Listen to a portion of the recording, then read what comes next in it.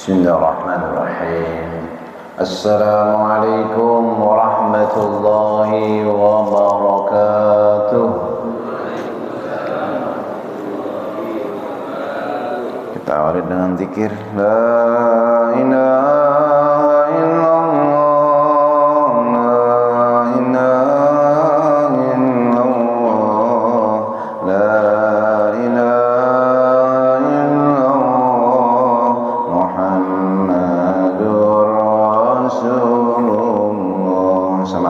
La ilaha illallah,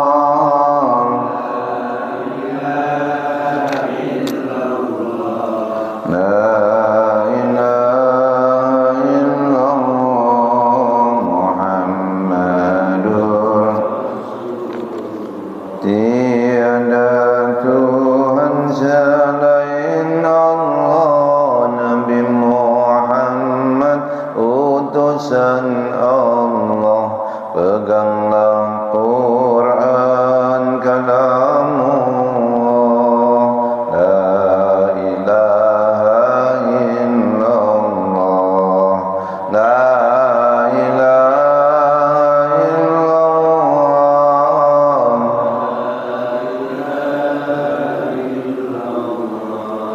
La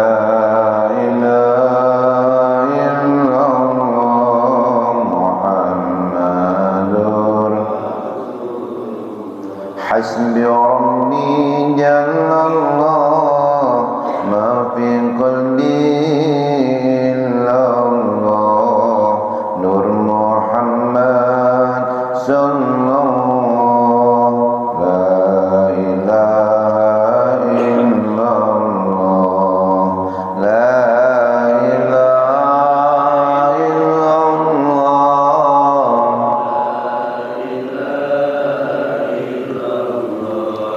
La ilaha illallah, Muhammadur. Alhamdulillahi rabbil alamin, nahmaduhu wa nasta'inuhu wa nastaghfiruh wa na'udzu billahi min shururi anfusina min sayyiati a'malina. May yahdihillahu fala mudilla lahu wa may yudlil fala hadiya lahu. Asyhadu an la ilaha illallah wahdahu la syarika lah, wa asyhadu anna Muhammadan abduhu wa rasuluh la nabiyya ba'dah. Allahumma salli wa sallim wa barik ala sayyidina Muhammad wa ala alihi wa ashabihi ajma'in. Amma ba'du. Hadratil mukarramin, para alim ulama, para asatid, para hujat, pengurus DKM Masjid Bani Umar, pengurus yayasan, Bapak Ibu, semua jamaah yang hadir majelis ilmu, majelis salat subuh yang mulia dan dimuliakan Allah Subhanahu wa taala. Bersyukur kita kepada Allah dengan mengucapkan alhamdulillahirabbil alamin. Segala puja dan pujian hanyalah milik Allah, Tuhan semesta alam, yang menghimpun kita pagi hari ini setelah Allah mengistiharatkan kita semuanya, menidurkan kita. Sakokah fil jannah, mudah-mudahan yang nganterin minuman dapat minuman di surga. Jadi kalau ibu-ibu, bapak-bapak nih, kalau disiapin minuman sama pasangannya gitu, jauh doain istrinya, sakokillah fil jannah, mudah-mudahan kamu dapat minuman di surga. Kalau dikasih makanan, at'amaki fil jannah, mudah-mudahan Allah ngasih kamu makanan di surga. Itu Nabi kalau dihidangin makanan minuman begitu. Oh, bapak biasanya kalau dikasih gitu doain nggak? Halo, kata ibunya kagak. Doain tuh Bu, dalam hati itu. Alhamdulillah Allah telah bangunkan kita, Allah hidupkan kita setelah mematikan kita. Kemudian kita bisa beribadah kepadanya. Ini semua semata-mata karena pertolongan Allah. La haula wala quwwata illa billah. Tadi ada panggilan hayya 'alas shalah. La haula wala quwwata illa billah. Yang saat ini di rumahnya masih tidur ada enggak? Kaum muslimin belum tentu semuanya bangun. Kita dibangunkan, kita ucapkan alhamdulillah. Maka syukur kita bersyukur kepada Allah yang membimbing kita, menuntun kita untuk bisa hadir di majelis ilmu di rumahnya Allah. Mudah-mudahan Allah kumpulkan kita semuanya kelak dalam surganya nanti. Salawat dan salam kepada baginda Rasulullah Nabi Muhammad sallallahu alaihi wasallam, Nabiul Rahmah, Nabiul Huda, Nabi yang menebar rahmah, Nabi yang membawa petunjuk, Sayyidul Anbiya wal Mursalin, pemimpin para nabi dan rasul yang cintanya kepada kita melebihi nabi yang lain, mencintai umatnya. Ketika para malaikat siap menyambutnya, pintu surga dibukakan untuknya dan pintu neraka ditutup darinya, beliau tetap menangis. Malaikat Jibril di hadapannya membacakan wahyu Allah, wala saufa yu'tika rabbuka fatarda. Kelak Tuhanmu akan berikan nikmat kepadamu hai Muhammad sampai kamu ridho. Kelak Tuhanmu berikan nikmat kepadamu sampai kamu ridho.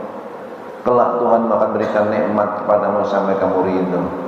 Bahkan Nabi kemudian diam? Tidak, beliau menjawab, walan ardo wa wakhidun ummati finnar. Kalau begitu wahai Jibril, idan sekali-kali aku tidak akan ridho kalau ada satu saja umatku masuk api neraka.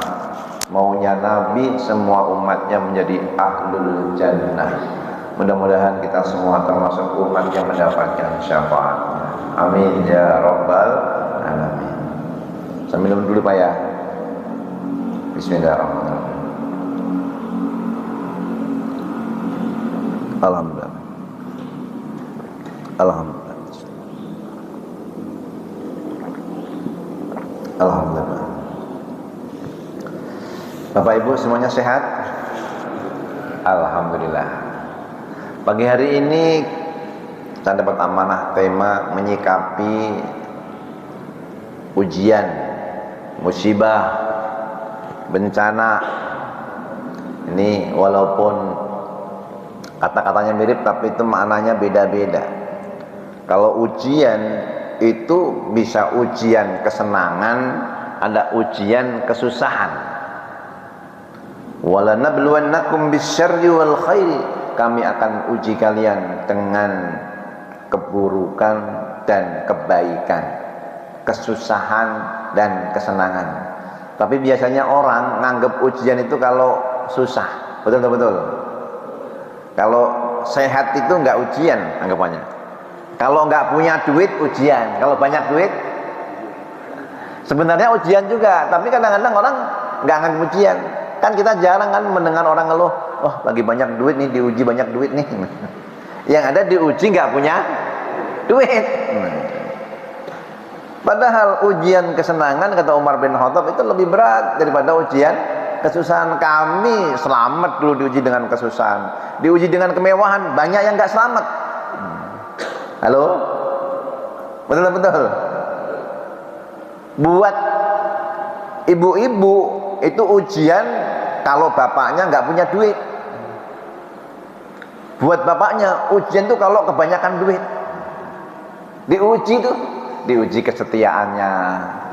Halo, kan banyak rumah tangga waktu susah seneng, bahagia, kemana-mana boncengan berdua. Tapi ketika sudah banyak duitnya, ternyata itu ujian lebih berat. Rumah tangga itu jadi hancur dan berantakan.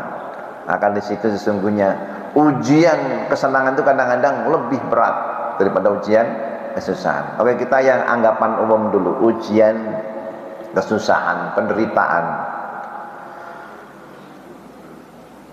Nabi Muhammad sallallahu alaihi wasallam ini pas momennya juga ini Isra Mi'raj. Peristiwa Isra dan Mi'rajnya baginda Nabi Muhammad sallallahu alaihi wasallam.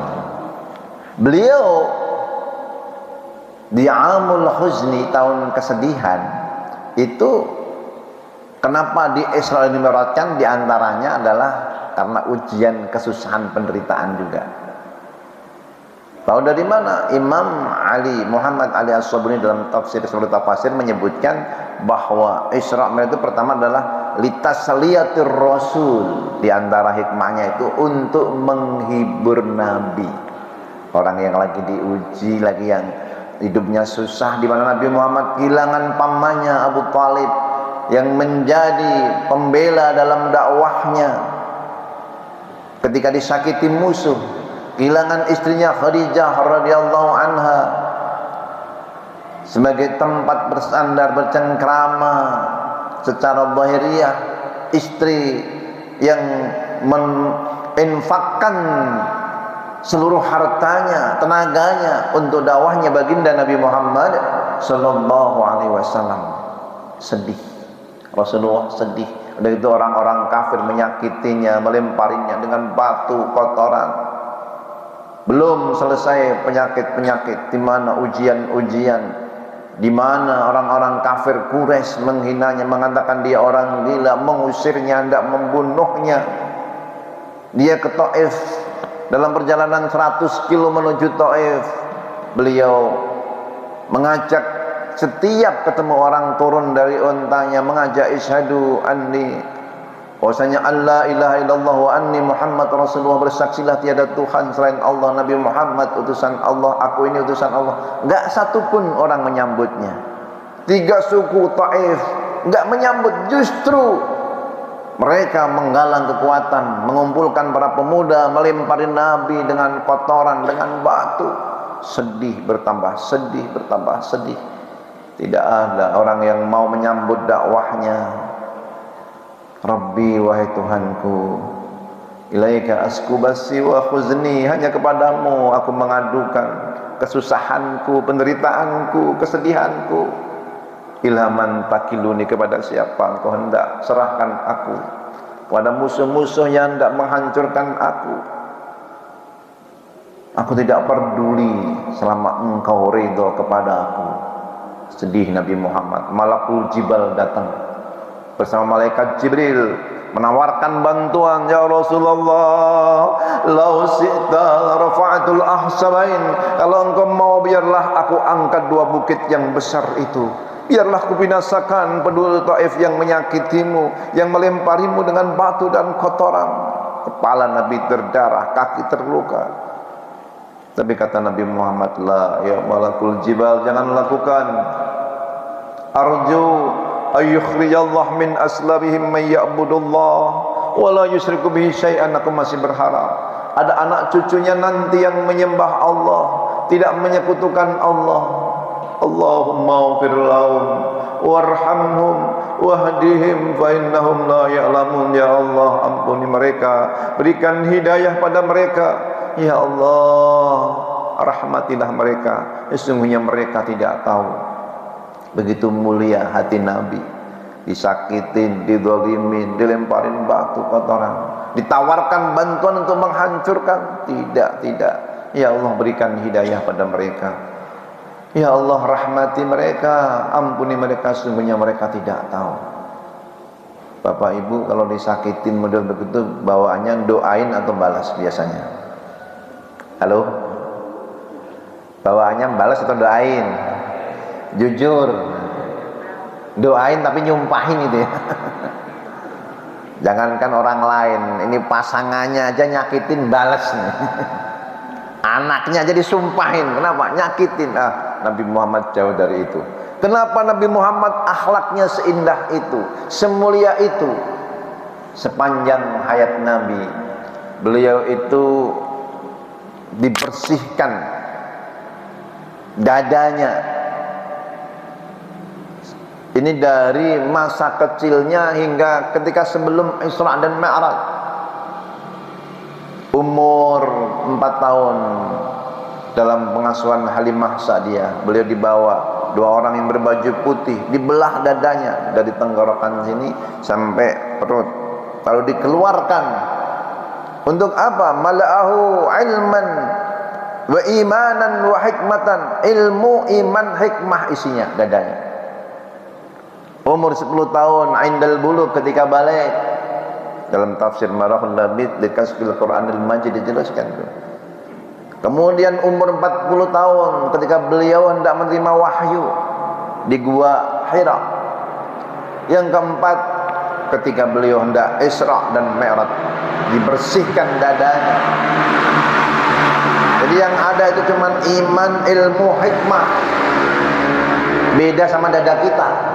Nah, kita ini isinya ya ada imannya juga ada, ilmu juga ada, hikmah juga ada, tapi iri dengki juga ada, riya semua juga ada, takabur juga ada. Banyak ini penyakit-penyakit kalbu. Beda hati Muhammad, bersih, diisi dengan dipenuhi ilmu iman.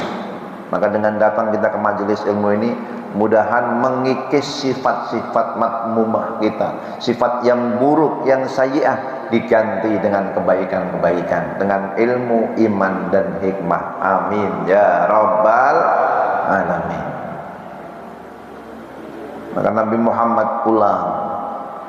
Ketika itu Rasulullah SAW malam itu di rumah Ummu Hani bin Abi Thalib. Beliau didatangi dua malaikat. Yang mana ini? Ini orangnya orang yang paling baik. Diajak ke Zam-Zam, disiapkan baskom emas, dibersihkan di situ dadanya, lalu beliau dipersilakan untuk wudu, mau menghadap Allah, sucikan diri, sucikan hati. Ini juga pelajaran buat kita. Mau menghadap Allah, sucikan diri, sucikan hati. Dengan wudu, dengan mandi, kalbunya bersihkan. Kau mau menghadap Allah.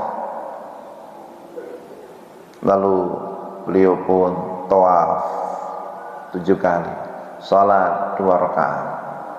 Sebagaimana orang yang sehabis salat, habis tawaf 7 kali, wattahidu min maqami Ibrahim musalla, jadikan maqam Ibrahim sebagai tempat salat.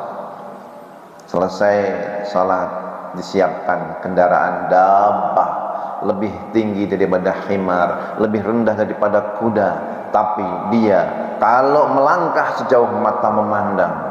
Jadi buraq namanya, barqun, melangkah secepat kilat. Ini buraq kalau udah melangkah, selangkah itu sejauh mata memandang. Melihat Al-Aqsa, langsung tuh sampai ke Al-Aqsa. Mohon maaf kalau ada yang kaget. Ya, tadi buraq lagi melangkah tuh. Melihat ke langit pertama, langsung itu sampai langit pertama, itu secepat kilat. Buraq, barqun, melangkah secepat kilat. Kalau ada guntur, petir, tuh cahayanya sama suaranya duluan mana? Cahaya, kecepatan cahaya melebihi daripada kecepatan suara. Dan Nabi Muhammad diperjalankan waktu itu sedih, ditinggal istrinya, ditinggal pamannya, disakitin kaumnya, sedih, maka jalan-jalan. Mohon maaf Bapak Ibu yang hadir, pernah sedih enggak? Pernah penat dalam hidup? Pernah susah? Sering? Nah, sedih, susah, penat dalam hidup ini, jalan. Oh, Nabi Muhammad dijalankan minal masjidil haram ilal masjidil aqsa. Jalannya dari masjid ke masjid. Oh, Bapak Ibu yang hadir ini sudah datang ke masjid ini, mudah-mudahan dihilangkan kepenatan, kesusahan, kepedihan. Sedih kan af'alul qalbi, perasaan kita aja itu. Yang aminnya kenceng berarti lagi sedih. Jadi Allah hilangkan itu kesusahan, kepedihan. Kenapa?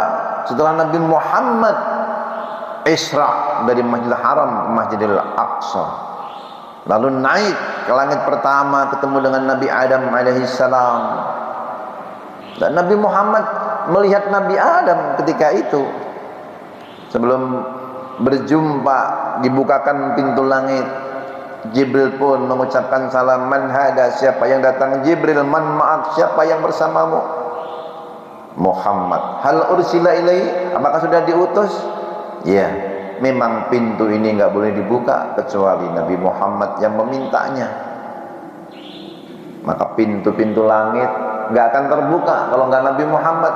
Enggak, sebelum disebut nama Nabi Muhammad, pintu-pintu ijabah doa enggak diijabah, enggak dibuka kalau kita enggak bersalawat untuk baginda Nabi Muhammad sallallahu alaihi wasallam. Ayo, marhaban ya ibni saleh, selamat datang wahai anakku yang saleh. Ya Nabi, wahai Nabi. Adam senang datang tamu, anaknya yang saleh, Nabi Muhammad sallallahu alaihi wasallam. Disebut anaknya, anak cucunya. Lalu Nabi Muhammad SAW nanya sama Jibril, man hada, siapa dia ini? Adam. Itu kenapa tengok kanan dia menangis, tengok kanan dia tersenyum, kalau tengok kiri dia menangis? Oh, dia tersenyum kalau melihat anak cucunya yang baik-baik, ahlul jannah, calon ahli surga. Melihat ke kiri, lihat anak cucunya yang buruk, yang jahat, tidak beriman, kafir, ahli neraka. Nabi Adam itu menyaksikan kita. Jadi kita duduk begini, duduk di majelis ilmu, salat malam, bikin senang itu. Dan silaturahmi. Nabi Adam senang melihat perbuatan kita. Tapi kalau melihat anak cucunya kok bertengkar, korupsi, menumpahkan darah, sedih Nabi Adam. Ringkasnya, setelah Nabi Muhammad SAW diajak setiap di pintu langit ditanya dan minta izin, dan semua pintu dibukakan. Di langit kedua ketemu dengan Nabi Isa alaihissalam, di langit ketiga ketemu dengan Nabi Idris alaihissalam, di langit keempat ketemu dengan Nabi Yusuf alaihissalam, di langit kelima ketemu dengan Nabi Harun alaihissalam, langit keenam berjumpa dengan Nabi Musa alaihissalam, dan di langit ketujuh berjumpa dengan Nabi Ibrahim alaihissalam. Naik, walaqad ra'ahu nazlatan ukhra 'inda sidratil muntaha 'indaha jannatul ma'wa, sampai sidratul ma'wa, sampai sidratul muntaha di jannatul ma'wa. Sisi kanannya kelihatan tampak surga ma'wa, di sebelah kirinya neraka. Maka ditunjukkan itu semua pada Nabi Muhammad. Walaqad ra'a min ayati rabbihil kubra, Nabi Muhammad melihat tanda-tanda kekuasaan Allah yang agung. Tadi udah hilang semua, sedih, susah, sudah nggak ada lagi itu. Maka ketika orang beriman hidupnya kok susah, sedih, mi'raj, as-salatu mi'rajul mu'min, salat itu mi'rajnya orang yang beriman. Kenapa? Ternyata terlalu kecil dunia itu tuh dipikirkan. Kalau Nabi sudah mi'raj sampai Sidratul Muntaha, melihat itu galaksi-galaksi, planet-planet, langit-langit yang namanya bintang-bintang, di dalam kumpulan planet langit pertama, kedua, ketiga, ketujuh, itu bumi itu hampir-hampir nggak kelihatan itu, cuman titik itu dari sekumpulan-sekumpulan itu. Lah kalau bumi ini cuman titik dari sekian banyak ribuan jutaan miliaran planet, buminya ini cuma titik. Lalu letak Arab Saudi, letak Quraisy itu di mana bagian dari titik itu? Pondok Aren, Bani Umar, cuman titik itu, sekecil itu yang membuat kita kadang-kadang sedih, apalagi cuman manusianya. Maka kembalilah kepada Allah. Allah perintahkan, ya ayyuhalladzina amanu ista'inu bis-sabri was-salah innallaha ma'as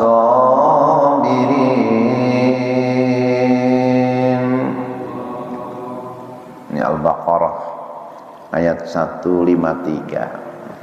Mintalah tolong, hai orang-orang yang beriman, mintalah tolong dengan sabar dan sholat.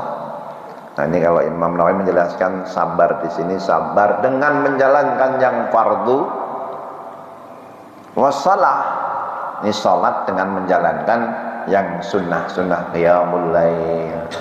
Mintalah tolong dengan sabar dan sholat. Datanglah kepada Allah, arih nafsaka minat tabbir, istirahatkan dirimu dari sok ngatur, karena semua yang bukan ditakdirkan untuk kita, karena sehebat apapun usaha kita tidak akan bisa merubah takdir Allah. Kembalilah kamu kepada Allah. Semua sudah diatur sama Allah langsung. Allahu Akbar, Allah Maha Besar. Maka dalam qalbu kita yakinkan bahwa semua ini sudah diatur sama Allah. Maka Imam Ja'far Shadiq ketika ada yang lewat ngeludahin dia, ngatain dia, dia nggak balas, nggak marah. Kenapa? Dia bilang, memang aku ini orang yang nggak percaya sama takdir. Di antara rukun iman selain al-imanu billah wa malaikatihi wa kutubihi wa rusulihi wa bil yaumil akhir, lalu wa bil qadari khairihi wa syarrihi, iman sama qada qadar baik maupun buruknya, semua sudah dalam pengaturan Allah. Lah kalau begitu tinggal bagaimana sikap kita. Semua sudah diatur oleh Allah. Nabi Muhammad Mi'raj mendengar goretan-goretan pena di mana takdir-takdir hamba sudah ditetapkan. Itu tinta sudah kering. Tetapi rupanya masih ada riwayat di mana la yaruddul qada ila bid-du'a. Qada itu enggak akan tertolak kecuali dengan doa. Kalau begitu doa kita itu bisa berubah. Bukan usaha kita. Usaha itu sebagai sebuah ibadah, ikhtiar. Bagaimanapun juga Nabi ngajarin ketika Mi'raj naik itu yang namanya Buraq sampai Al-Aqsa, sebelum masuk Masjidil Aqsa itu Buraq ditambatkan di Haitul Barqi, tempat ngikat Buraq, patok tempat ngikat Buraq. Kalau mau kurban biasanya ada sapi, kambing, ada patoknya. Nah, itu ada Haitul Barqi. Buat apa Nabi Muhammad ngikat Buraq? Kan Buraq sudah disiapkan buat Nabi. Ini Nabi ngajarin ikhtiar, nggak cukup tawakal. Ada sahabat bawa kuda atau unta mau sholat di Madinah bareng Nabi, itu unta nggak diikat atau kudanya nggak diikat. Maka kata Nabi, kenapa nggak kamu ikat? Ya Rasulullah, tawakal. Ikilha summa takil, ikat dulu baru tawakal. Itu Buraq aja sama Nabi diikat dulu kok, baru tawakal. Usaha-usaha kita itu sebagai sebuah ibadah kita kepada Allah. Maka yakini semua kejadian sudah diatur oleh Allah. Itu membuat kita tenang, tentram. Yang membuat kita jengkel itu karena kita sok ngatur. Halo? Apakah kita ingin semua orang akan berbuat sesuai dengan yang kita ridhoi? Ittifaqul jami' amrun la yudrak. Kesepakatan semua orang itu perkara yang tidak mungkin digapai. Kita ingin semua orang baik, kita ingin semua orang berlaku bagus sama kita, tidak mungkin. Bahkan kadang-kadang kita disakiti oleh orang-orang yang bukan orang jauh, tapi justru orang yang dekat sama kita. Betul atau betul? Saya tanya sama bapak-bapak yang hadir, yang suka nyakitin bapak ini istri sendiri atau istri orang? Justru istri sendiri. Yang bikin jengkel kita, anak kita atau anak orang? Anak sendiri. Lalu, bukankah dia ditakdirkan menjadi pasangan kita? Bukankah dia ditakdirkan menjadi anak-anak kita? Berarti sebagai sebuah ujian. Kalau kita lulus, naik derajat. Kalau kita lulus, naik pangkat. Jangankan kita, para nabi pun tetap diuji. Bagaimana Nabi Nuh diuji dengan istrinya yang kufur, anaknya yang kafir, menangis melihat anaknya, bukan saja kafir ketika hidupnya, sampai wafatnya pun tidak beriman. Ya bunayya irkam ma'ana walah takum ma'al kafirin. Wahai anakku, ayo ikut bersama ayah, jangan bersama orang-orang kafir. Tapi anaknya menolaknya. Ya abati Sya'awi ilal jabali ya'simuni, aku pengen naik gunung yang melindungi aku. Enggak, aku ingin bersama ibu, bersama ibunya yang kafir. Maka kalau anak kita sudah mau sujud, sudah mau baca Quran, ucapkan alhamdulillah, karena dia statusnya sebagai penerus sujud kita, sebagai penerus tilawah kita, sebagai penerus kebaikan-kebaikan kita. Itu sudah ada benih keimanan. Innallaha harraman nar ala asaris sujud. Allah haramkan api neraka membakar bekas-bekas sujud. Jidat yang digunakan untuk bersujud, tangan, kaki. Nah, mudah-mudahan kita semuanya termasuk hamba yang diharamkan dari api neraka. Amin ya rabbal alamin. Dia tercipta untuk kita, untuk menjadi ujian juga. Bukankah itu bagi kalau perempuannya Fir'aun menjadi suaminya Asiyah binti Zam'ah, tapi apakah merubah perilakunya, merubah takutnya? Enggak, tetap aja Asiyah masuk surga menjadi ahlul jannah, Fir'aunnya jadi ahli neraka. Fir'aun menjadi ujian baginya. Seburuk-buruknya suami ibu, tak sejahat Fir'aun yang mengaku Tuhan. Suami-suami masih sujud, masih sholat, ucapkan alhamdulillah. Semua sudah diatur. Maka makna alhamdulillah rabbil alamin, segala puji bagi Allah sebagai Rabb semesta alam, bahwa Allah lah yang mencipta, mengatur, memelihara. Ini kalau dilihat rincian detailnya, termasuk hidup kita, mati kita, ada di tangan Allah. Tabarakalladzi biyadihil mulku wa huwa ala kulli syai'in qadir. Alladzi khalaqal mauta wal hayata liyabluwakum ayyukum ahsanu amala wa huwal azizul ghafur. Maha suci Allah yang di tangannya segala kekuasaan. Dia maha berkuasa terhadap segala sesuatu. Dialah yang menciptakan kematian dan kehidupan. Liyabluwakum ayyukum ahsanu amala, untuk menguji kalian. Jadi dunia ini darul ibtila, negeri ujian. Kata dosen sama mahasiswa, yang tenang, lagi ujian. Kata guru kepada muridnya, harap tenang, lagi ujian. Setelah itu gak lama kemudian dia bilang, yang sudah selesai boleh pulang. Yang sudah selesai boleh pulang. Lah, dunia ini ujian, harap tenang. Kalau sudah selesai boleh pulang. Yang sudah selesai menghadapi ujian dunia boleh pulang ke akhirat. Bapak ibu mau nggak diuji? Selesaikan ujian itu di dunia, nanti kita pulang menghadap Allah. Mudah-mudahan semuanya sukses. Artinya sukses itu husnul khatimah. Selama masih di dunia ya pasti diuji itu, entah dengan kesusahan, dengan kesenangan. Dan solusinya, ya ayyuhalladzina amanu ista'inu bis-sabri was-salat. Hai orang-orang yang beriman, mintalah tolong dengan sabar dan salat. Innallaha ma'as-sabirin. Sesungguhnya Allah bersama orang-orang yang sabar. Ada yang bertanya, nah salat itu kan supaya kita dekat sama Allah. Lah ini kok malah ngurusin urusan kita, nyuruh Allah menyelesaikan urusan kita. urusan dunia kita, urusan pabrik kita, urusan rumah tangga kita. Loh, Allah masa disuruh kayak cuman sekedar membantu doang, kita nyuruh-nyuruh? Bukan begitu.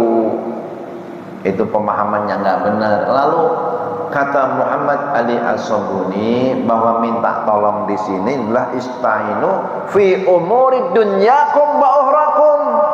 Mintalah tolong kamu kepada Allah dalam urusan duniamu maupun akhiratmu. Nabi Muhammad tali sendalnya putus, lalu mengatakan inna lillahi wa inna ilaihi raji'un. Kita ini milik Allah, kita akan kembali kepada Allah. Kan cuman urusan tali sendal ya Rasul. Ngapain juga harus nyandar-nyandar sama Allah? Loh, tali sendal juga kalau nggak Allah bantu kan nggak akan ketemu, nggak akan datang, nggak akan dapat. Jadi yang urusan yang kecil pun minta tolong sama Allah, termasuk dengan sholat. Jadi itu nggak pas lah yang melarang-larang kita meminta kepada Allah dalam urusan dunia. Suruh minta kepada Allah dalam urusan dunia maupun akhirat. Nggak harus urusan akhirat doang, dalam urusan dunia, dalam tarbiyatul aulad, pendidikan anak kita, dalam usaha kita, dalam aktivitas kita. Ista'inu bis-sabri was-salah. Mintalah tolong kamu kepada Allah, karena ujungnya ini indah. Innallaha ma'as-sabirin. Allah itu bersama orang-orang yang sabar. Sabar dalam menunaikan yang fardu, lalu dia pun menambah dengan amaliyah yang sunnah. Salat ini sebagai solusi. Belum selesai. Ketika ada musibah, ada bala bencana, ada ujian, as-sadaqatu tadfa'ul bala. Sedekah itu bisa menolak bala, bisa menolak musibah, bisa menolak keburukan-keburukan yang menimpa kita. As-sadaqah tadfa'ul bala. Dan masih ada lagi solusinya, ad-doa. Ada ketika doa-doa itu diucapkan, kadang-kadang tidak terijabah sebagai wujud kenyataan dari permintaan kita, tapi dia boleh jadi akan menghindarkan kita dari keburukan-keburukan. Jadi doa yang kita ucapkan itu bisa akan menjadi tolak bala. La yaruddul qada illa bid-doa. Qada itu enggak akan tertolak kecuali dengan doa. Lalu kalau nggak dikasih apa yang kita minta, tapi kita dihindarkan dari musibah, dari penyakit, dari bencana, itu juga menjadi kebaikan. Dan itu lebih berharga daripada apa yang kita minta. Kira-kira nih, Allah lebih tahu tentang diri kita atau diri kita sendiri? Yang lebih tahu kita atau Allah? Allah.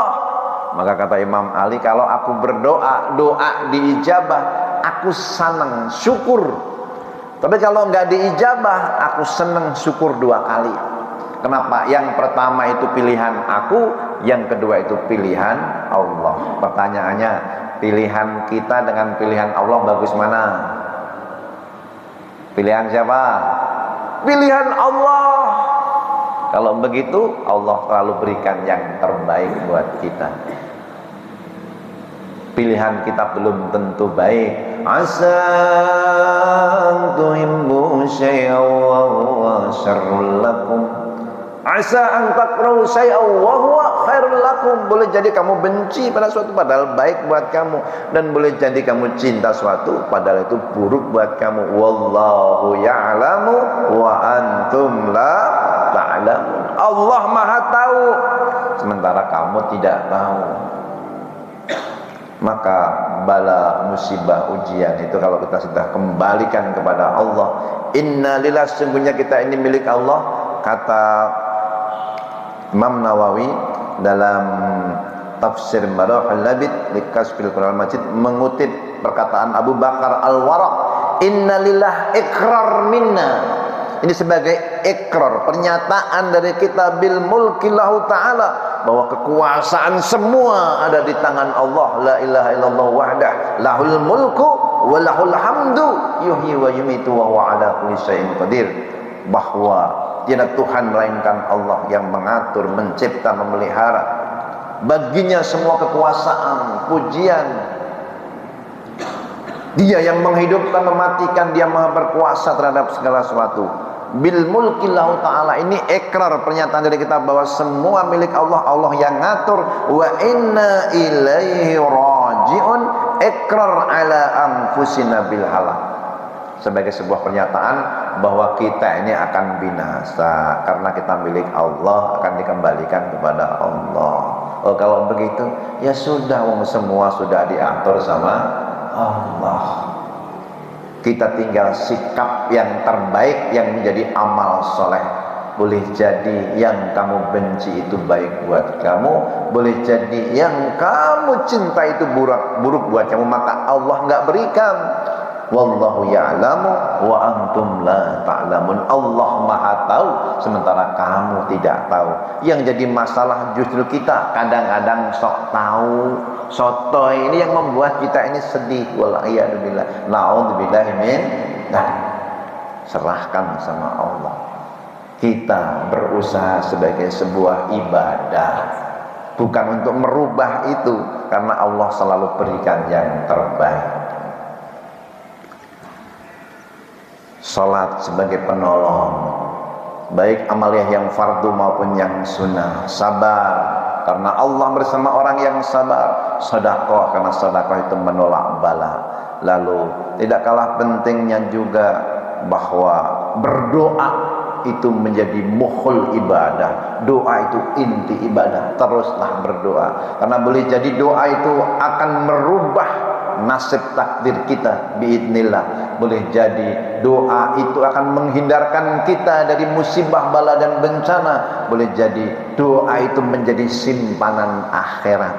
Jadi ketika para sahabat berkumpul, Nabi menyampaikan bahwa di antara doa-doa itu ada yang menjadi simpanan akhirat. Ada orang yang di hari kiamat nanti kayaknya amalnya sedikit, tapi itu pahalanya melimpah, kebaikannya melimpah. Dari mana semuanya ini? Ya Rabbi, ya Rabbi, bidu'aika, ini atas doa-doamu. Jadi doa-doa yang tidak diijabah itu dikumpulkan menjadi amal soleh. Dalam hidupnya di dunia itu kesusahan, menderita, banyak doa yang belum diijabah, lalu dikumpulkan di akhirat. Orang-orang yang sudah diijabah di dunia menyaksikan kebaikannya dikumpulkan di akhirat. Lalu dia mengatakan, seandainya dulu doa-doa saya enggak diijabah, alangkah bahagianya. Yang dulu sudah diijabah, pengen enggak diijabah setelah melihat doa itu menjadi amaliyah. Lalu sahabat bilang, ya Rasulullah, kalau begitu nuksiru bid-doa, kita perbanyak doa. Rahmatullah aksar, rahmat Allah lebih banyak daripada seberapa banyak pun doa-doa kalian. Nah, mudah-mudahan uraian ini menambah wawasan kita bahwa semuanya sudah diatur Allah Rabbul Alamin, Tuhan semesta alam. Lalu usaha kita bukan untuk merubah itu. Usaha kita sebagai jalan ibadah kita, takarrub, mendekatkan diri kepada Allah Subhanahu wa ta'ala. Dan sedekah itu menghindarkan kita dari bala bencana. Doa jangan pernah putus, karena sungguhnya doa itu bisa merubah Allah. Doa itu akan diganti dengan kebaikan. Doa itu akan menghindarkan kita dari musibah, bala dan bencana. Enggak kalah pentingnya ista'inu bis-sabri was-salah. Innallaha ma'as-sabirin, teruslah bersabar, karena sabar itu balasannya surga. Saya tutup dengan firman Allah surah Al-Mu'minun 111, inni jazaitumul yawma bima sabaru annahumul faizun. Sesungguhnya aku balas orang-orang yang sabar, itu ujungnya adalah faizun, kemenangan. Kemenangan itu tafsirnya adalah surga. Orang yang sabar bahasanya surga. Baik sabar dalam ketaatan, sabar dalam menerima musibah, sabar dalam menghadapi ujian. Itu semua menjadi pahala di sisi Allah Subhanahu wa ta'ala. Mudah-mudahan Allah jadikan kita, keluarga kita menjadi hamba-hambanya yang memiliki sifat sabar. Amin ya rabbal alamin. Berikutnya ruang tanya jawab. Kalau ada yang bertanya kami persilakan. Assalamualaikum warahmatullahi wabarakatuh.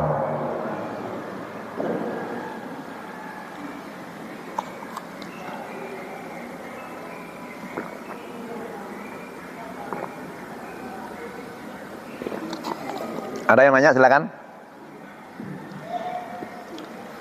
Atau udah paham semua?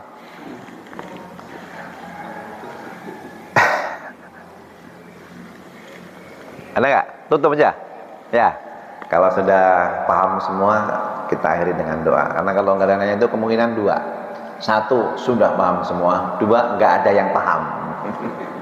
Mudah-mudahan udah paham semua. Amin. Ya Allah, husnudzon. Baik.